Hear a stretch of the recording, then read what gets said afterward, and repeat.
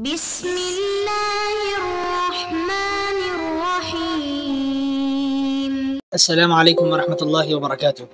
عزیز طلبہ، امید کرتا ہوں آپ خیریت سے ہوں گے انشاءاللہ۔ آج ہم نشأت ثانیہ میں جدید فلسفیانہ نظریات کا جائزہ لیں گے۔ سبق نمبر 88 ہے۔ گزشتہ سبق کا خلاصہ یہ ہے کہ ہم نے فلسفہ اور علم کلام کے تعلق کو دیکھا تھا۔ فلسفہ اور علم کلام میں اہم اختلافات کیا ہیں یہ جانا۔ فلسفہ اور علم کلام میں کہاں مماثلت ہے اور کیا مماثلت پائی جاتی ہیں، ان نکات کو بھی ہم نے دیکھا تھا۔ اور فلسفہ اور علم کلام کے موضوعات و مقاصد کیا ہیں یہ بھی ہم نے جاننے کی کوشش کی۔ آج کے سبق کے مندرجات کچھ یوں ہیں کہ جدید فلسفے کی تاریخ کیا ہے اور نشأت ثانیہ سے کیا مراد لیا جاتا ہے۔ مزید ہم یہ دیکھیں گے کہ جدید فلسفے کے ادوار کیا ہیں اور فلسفہ جدیدہ کے اہم مضامین کیا ہیں۔ عزیز طلبہ، عموماً نشأت ثانیہ سے مراد یہ لیا جاتا ہے کہ یورپ کا علمی اور فکری ترقی اور ان کا ذہن بالکل مرجھا گیا تھا، ان کی ترقی ماند پڑ گئی تھی، رک گئی تھی، اور جب قسطنطینیہ فتح ہوا تو یونان کے فلاسفہ اور علماء وہ ترکی آتے ہیں، اور ترکی میں آنے کے بعد انہوں نے یورپ کی رکی ہوئی یعنی ان کے منجمد اذہان کو کھولا اور ان کی رکی ہوئی ترقی کو انہوں نے فروغ دیا۔ اس کو نشأت ثانیہ کا نام دیا جاتا ہے جو 15ویں صدی میں ہوتا ہے۔ لیکن حقیقت یہ ہے کہ نشأت ثانیہ سے مراد یہ نہیں ہے کہ یورپ کی ترقی رک گئی تھی اور وہاں پہ کوئی علم نہیں تھا، وہاں پہ تاریک اور ظلمت اور اندھیرا تھا۔ ایسا نہیں ہے، علم وہاں پر تھا، لیکن علوم عقلیہ کو ثانوی حیثیت دی جاتی تھی۔ سب سے بڑا درجہ ان کے ہاں دینی علوم کا تھا، تو دینی علوم کا غلبہ ان کے ہاں تھا، لیکن یونانی علوم یہ ازمنہ وسطیٰ میں ثانوی حیثیت سے رائج تھے، اولین درجہ انہیں نہیں دیا جاتا تھا۔ لیکن جب 15ویں صدی شروع ہوئی اور ترکی فتح ہو گیا، قسطنطینیہ فتح ہو گیا، تو تب یونانی علوم کو وہ درجہ دیا گیا جو دینی علوم کو دیا جاتا تھا، اور یونان سے علماء وہ ترکی میں آ گئے اور یورپ میں عقلانیت کا دورہ ہوا، عقلی علوم وہاں پر فروغ پا گئے، اور یونانی علوم کے ذریعے سے ہی ہر مسئلے پر انسانی نقطہ نظر سے غور کیا جانے لگا، اور انسان کو ہی کائنات کا مرکز سمجھا جانے لگا۔ اس کو نشأت ثانیہ کا نام دیا جاتا ہے کہ یورپ میں ایک نیا انقلاب بپا ہوا ہے، اور نشأت ثانیہ کا مطلب یہی مراد لیا جانے لگا کہ وحی بر مبنی اور نقلی علوم کو بے اعتبار سمجھا جائے، اور اب چونکہ یونانی علوم کا دورہ ہے تو عقلیت اور انسان پرستی کو ہی سب کچھ سمجھا جائے۔ یہ ہے نشأت ثانیہ کا حقیقی معنی۔ اسی لیے نشأت ثانیہ کی اس تحریک کا دوسرا نام انسان پرستی بھی رکھا گیا ہے۔ اگر ہم نشأت ثانیہ کی خصوصیات کا جائزہ لینا چاہیں تو نشأت ثانیہ میں کچھ خصوصیات ہمیں یہ ملتی ہیں کہ یونانی علوم کو دینی علوم پر ترجیح دینا، پہلی خصوصیت ہمیں یہ ملتی ہے، یہ 15ویں صدی میں شروع ہو چکا تھا۔ نمبر 2، انسان پرستی، یعنی انسان کو موجودات میں سب سے اہم سمجھنا اور ہر بات پر انسان کے نقطہ نظر سے غور کرنا، خالق کیا کہتا ہے، خدا کیا کہتا ہے، مذہب کی کیا تعلیمات ہیں، اس سے آنکھ چرا لینا، چشم پوشی کرنا اور کنارہ کشی کرنا، انسان کیا کہتا ہے اس بات کو اہمیت دینا۔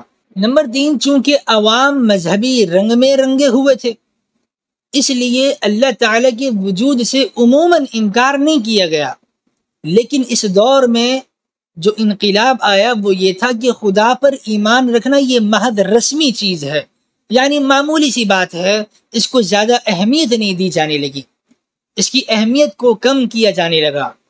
اسی طرح جب وجود باری تعالیٰ کا عمومی انکار نہیں کیا گیا تو آخرت کا بھی انکار نہیں کیا گیا، کہ ازمنہ وسطیٰ کے لوگ کہا کرتے تھے اصل حقیقت تو آخرت ہی ہے، یہ دنیا فریب اور دھوکہ ہے، یہ مکڑی کا جالا ہے، دھوکے کا گھر ہے۔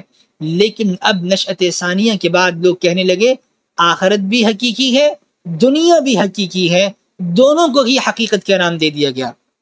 تو آخرت کا مقابل دنیا کو بھی لے آئے، لیکن پہلے دنیا کو ایک مسافر کی راہ گزر بتایا جاتا تھا، اور اب دنیا کو بھی حقیقت سمجھا جانے لگا ہے۔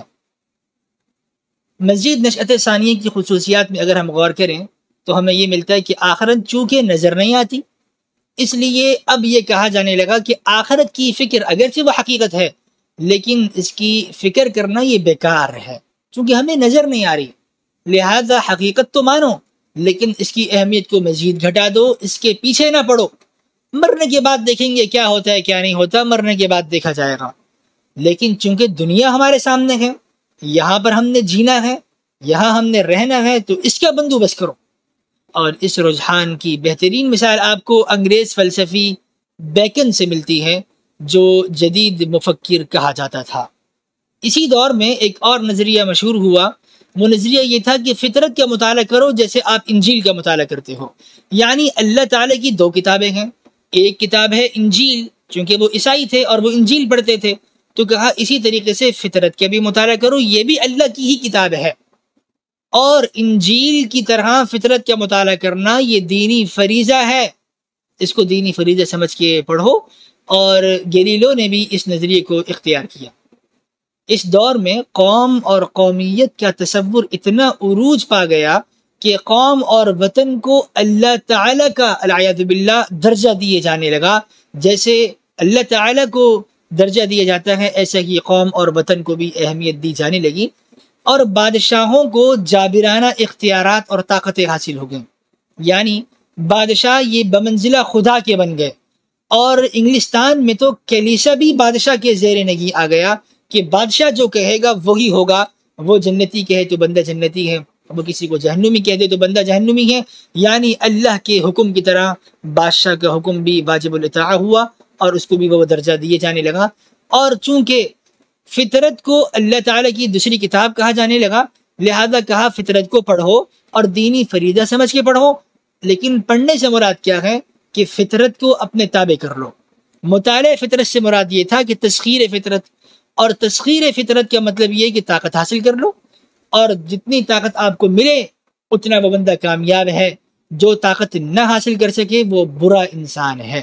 تو اچھائی اور برائی کا مدار ان کے ہاں طاقت کے حصول پر ہوا، طاقت کا حصول تسخیر فطرت سے ہوگا، تسخیر فطرت مطالعہ فطرت سے ہوگا، لہذا اب ان کے ہاں سب سے عقل مند شخص وہ ہوا جو ہر چیز میں شک کرے، اور یوں ان کے ہاں ایک اور فلسفہ عروج پا گیا جس کو فلسفہ تشکیک کہتے ہیں۔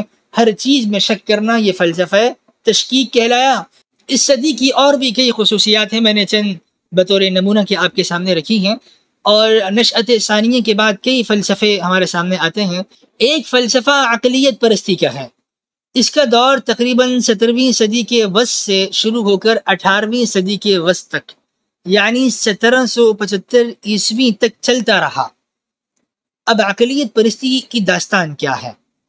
17ویں صدی کے وسط تک لوگ یہ طے کر چکے تھے کہ انسان کی جد و جہد کا میدان مادی کائنات ہے، چونکہ وہ تسخیر فطرت پر کام کر رہے تھے، لہذا مادی کائنات کو انہوں نے اپنی جد و جہد کا مرکز بتایا۔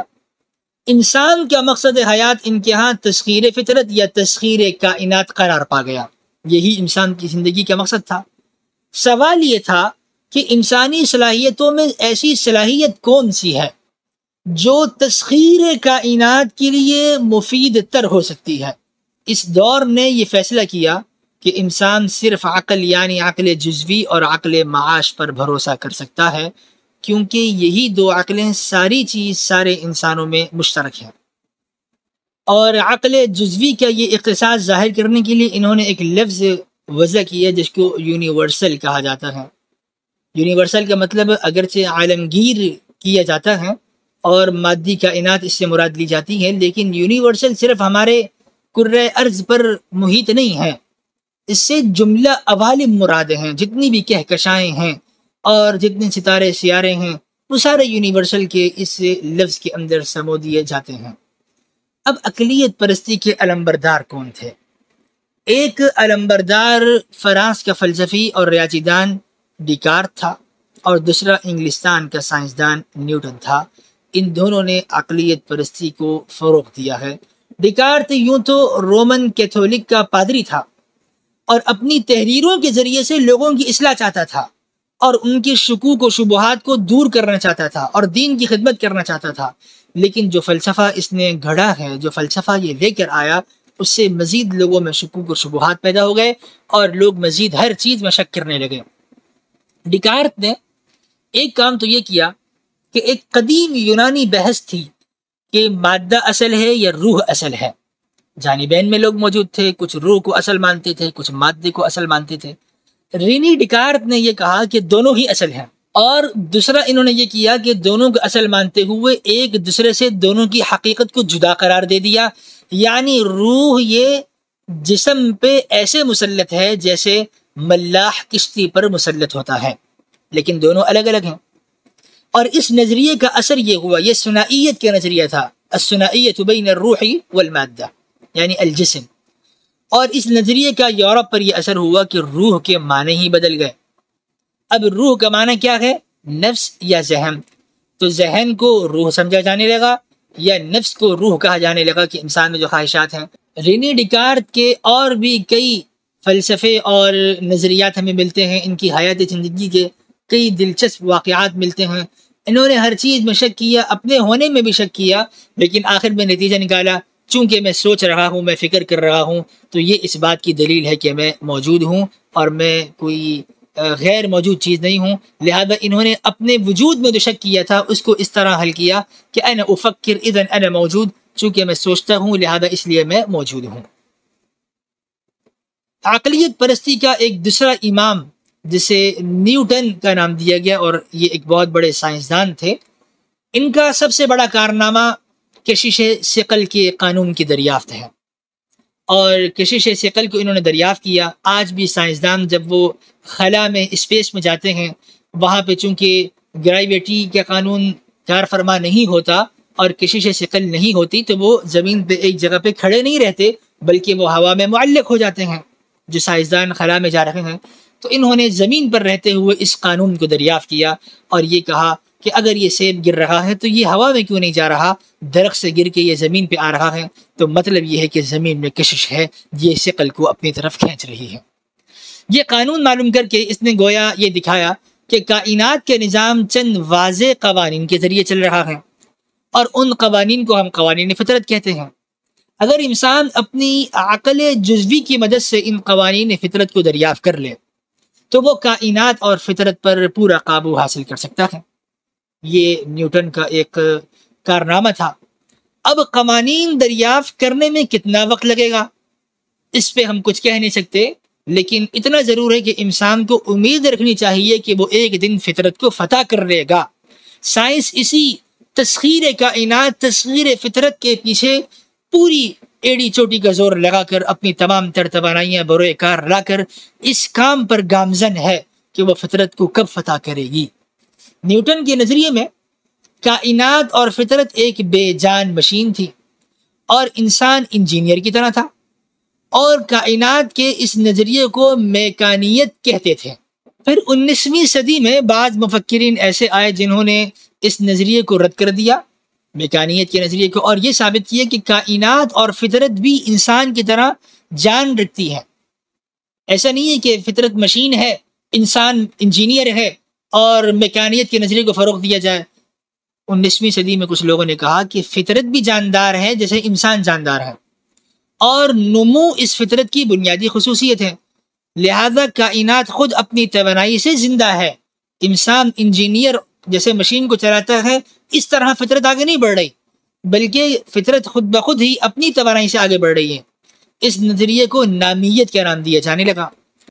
اب پچھلے 200 سال سے جو مغرب کے فلاسفہ میں اور سائنسدانوں میں نظریات کی الگ الگ روشیں آ گئی تھیں، اس کی وجہ سے دو جماعتیں بن گئیں. ایک گروہ میکانیت کا قائل ہو گیا اور دوسرا جو ہے وہ نامیت کا قائل ہو گیا. عقلیت پرستی کی خصوصیات. ایک خصوصیت ان کی یہ تھی کہ اس دور میں انسانی زندگی اور انسانی فکر میں سب سے اونچا مقام، اہم درجہ وہ معاشرے کو دیا جانے لگا. اور دوسری خصوصیت یہ تھی کہ فرد کو اپنے ہر قول اور فعل میں معاشرے کا پابند ہونا چاہیے. یہاں پر بھی یہ معاشرے کو مذہب کا درجہ دے رہے تھے، یعنی جیسے مذہب کی پابندی ضروری ہے، لیکن اب چونکہ مذہب کو یہ گھٹا رہے تھے، اس کی اہمیت تو کم کرنا چاہ رہے تھے، اور معاشرے میں ہی قول اور فعل کی پابندی کو لازمی سمجھتے تھے، تو مذہب کے درجے میں یہ معاشرے کو لے گئے اور معاشرے کو بالکل خدا کی حیثیت دے دی گئی، العیاذ باللہ من ذالک۔